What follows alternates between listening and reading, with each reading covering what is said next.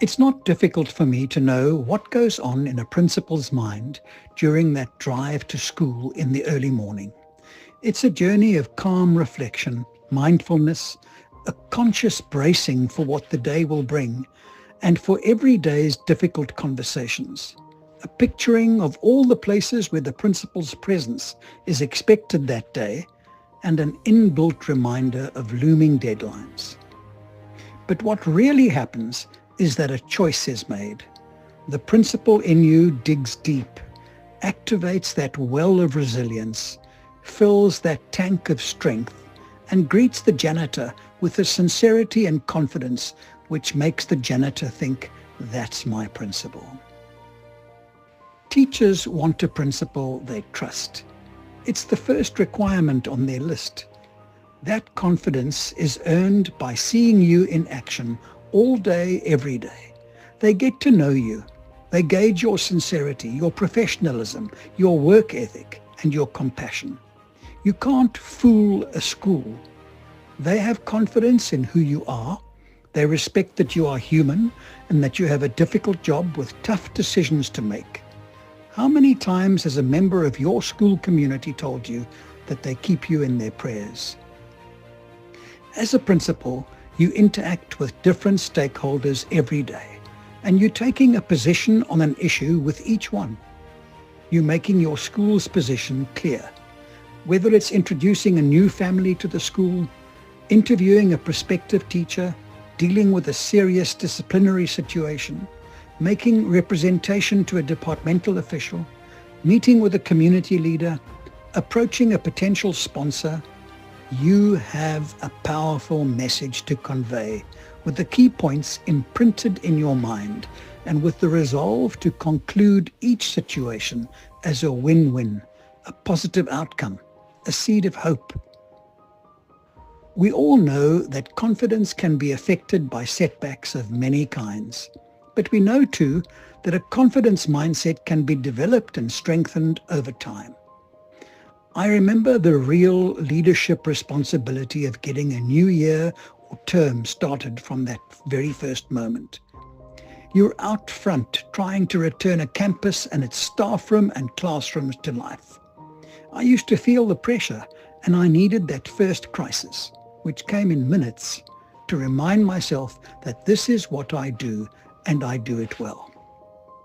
But confidence is a struggle for many lonely principals, especially when unthinking, easily influenced staff withhold support from a new principal because of staff room immaturity, which rejects change, school improvement, and anything which means extra effort. This is sadly commonplace. We strengthen our confidence by preparing properly for briefings, meetings, speeches, and for important conversations. As the school's leader, you have to have a plan and a vision for every day. You have to lead the people who make a good school work. You have to offer example and set the tone. It helps to have a coach or mentor to lean on in developing confidence and celebrating the achievements of others in meaningful ways. Just remember, being confident doesn't mean you have all the answers.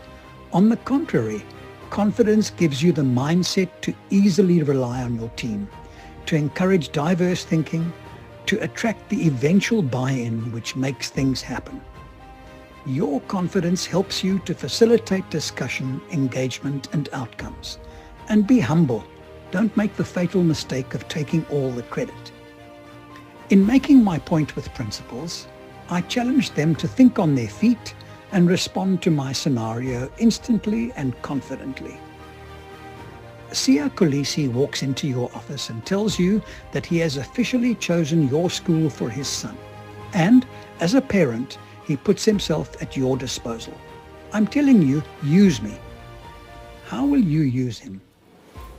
The first 6 principals I approached had immediate, impressive, different answers. Albert said he wanted Sia in his staff room to inspire his teachers, to help them improve their skills and to work together in a winning team. Natasha said she wanted Sia at assembly She wanted him to share his personal story of disadvantage, talent, hard work, opportunity, success, and failure. Kerriston shared that he was keen to improve participation in co-curricular activities, and he wanted Sia on his field to attract more learners to reap the benefits of exercise, commitment, and teamwork. Candice has the smallest school grounds in the Western Cape, and she wanted Sia, his sponsors, and his contacts to make her dream playground come true. Lee immediately saw a marketing opportunity, and he would use Sia and his choice of school for his son to strengthen admission quality.